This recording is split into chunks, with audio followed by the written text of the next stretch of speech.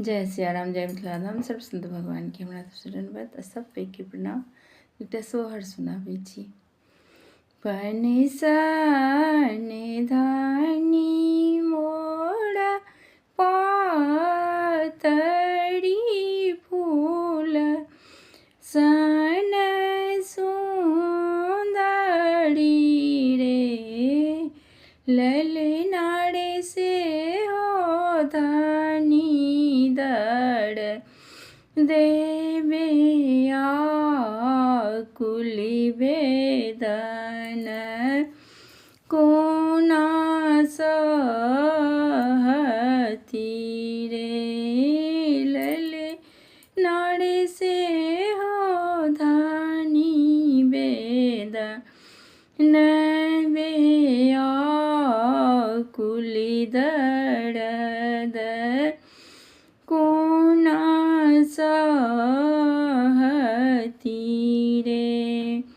सासु मोरा बेनिया डोला बती नदी मुख चुमती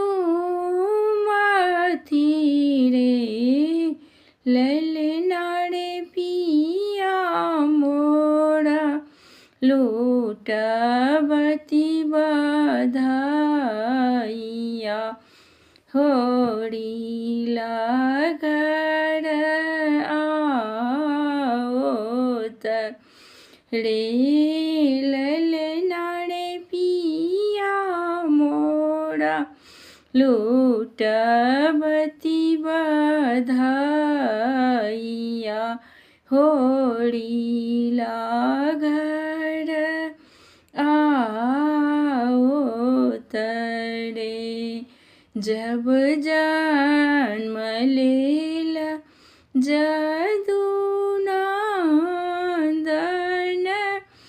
बंधन छूटल रे ललनारे उखुजी के वज्र के बाण महल उठो सो हर रे कोटाऊ पर राऊ टीख साहेब नटुआ नचा देव रे।